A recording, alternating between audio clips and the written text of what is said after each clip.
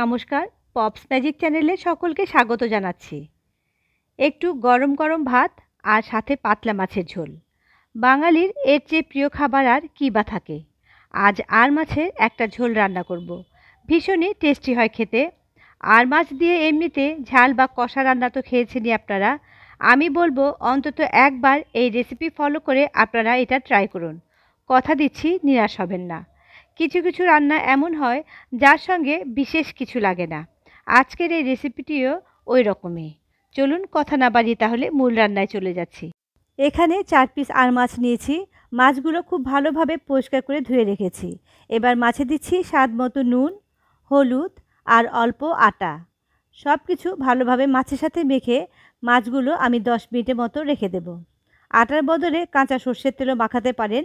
এভাবে আটা বা কাঁচা সর্ষের তেল মাখালে সাধারণত গরম তেলে মাছগুলো ছাড়ার সময় মাছগুলো কম ফাটে। এখন একটা মশলা রেডি করে নেব। এই জন্য একটা বাটিতে দিয়ে দিচ্ছি 1/4 চা চামচ হলুদের গুঁড়ো, 1/4 চা চামচ লাল লঙ্কার গুঁড়ো, 1/4 চা চামচ সাদা জিরে, স্বাদ মতো নুন।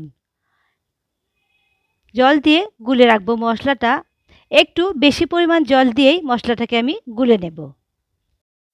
গ্যাসে একটা কড়াই বসিয়ে বেশ কিছুটা সর্ষের তেল দিয়ে দিলাম। চাইলে সাদা তেলেও রান্নাটা করতে পারেন। তেল গরম হয়ে গেছে। এবারে গ্যাসের ফ্লেমটা লো করে আমি মাছগুলোকে ছেড়ে দিচ্ছি। তারপর ফ্লেমটা হাই করে দিলাম আর হাই ফ্লেমেই মাছগুলো আমি ভেজে নেব। খুব বেশি কড়া করে কিন্তু মাছগুলো ভাজবো না। আর তাছাড়া ঝোলে মাছ খুব বেশি করা ভালো লাগে না। নিচের দিকটা হয়ে গেছে, মাছ উল্টে দিচ্ছি। এভাবে উল্টে পাল্টে দুটো সাইডই ভেজে নিয়েছি। এর চেয়ে আর কড়া করে মাছগুলো ভাজছি না। এবারে মাছগুলোকে তুলে নেব। ওই তেলেই অল্প সাদা জিরে ফোড়ন দিলাম। কয়েক সেকেন্ড জিরেটাকে ভেজে নেব। এখন কিছু সবজি কেটে রেখেছি, দিয়ে দিলাম সেটা। আছে এখানে সজনে ডাঁটা, আলু আর বেগুন। সব সবজি আমি লম্বা করে কেটে নিয়েছি।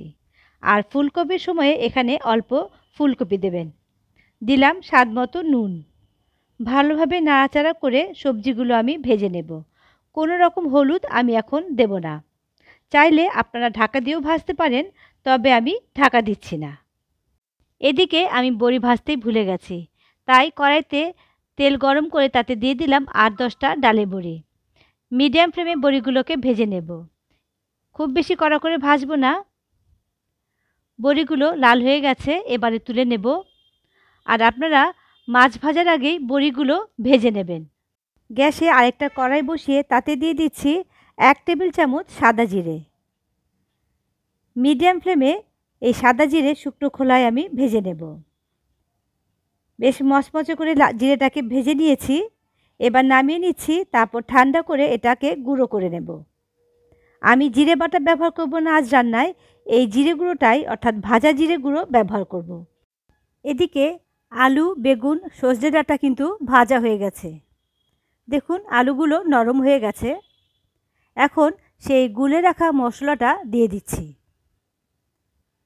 মিডিয়াম ফ্লেমে মশলাটাকে এখন কষিয়ে নেব যতক্ষণ না মশলার কাঁচা গন্ধ চলে যায়।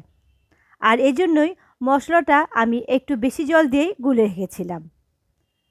কষাতে কষাতে দেখুন মশলা থেকে তেল বেরিয়ে গেছে। এখন দিয়ে দিচ্ছি জল। যেহেতু পাতলা ঝোল হবে তাই জলটা একটু বেশি দেবেন। নাড়াচাড়া করে জলটাকে মশলার সাথে মিশিয়ে দেব।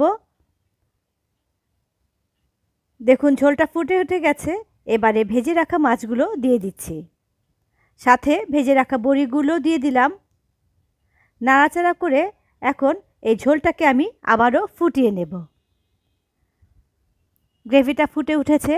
এবার গ্যাসের ফ্লেম লো করে ঢাকা দিয়ে দেব, যাতে বড়ি এবং মাছের ভেতরে এই ঝোল বা মশলাটা ঢুকে যেতে পারে।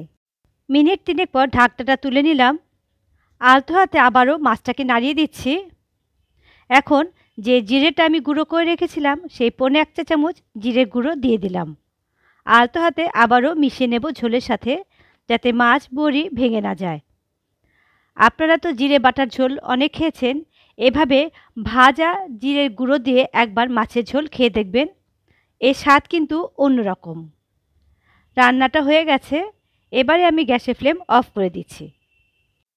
অত্যন্ত সুস্বাদু আর মাছের ঝোলের একটা রেসিপি তৈরি হয়ে গেল খুব তাড়াতাড়ি। জিরে বাটার ঝোল খেয়েছেন? একবার এভাবে ভাজা জিরের গুঁড়ো দিয়ে মাছের ঝোল খেয়ে দেখবেন। আর খুব বেশি তরকারি কিন্তু এতে ব্যবহার করবেন না, তাতে বরং মাছের স্বাদ নষ্ট হয়ে যাবে। রেসিপি ভালো লাগলে লাইক এবং কমেন্ট করবেন আর আমার চ্যানেলটি সাবস্ক্রাইব করে আমার পাশে থাকবেন।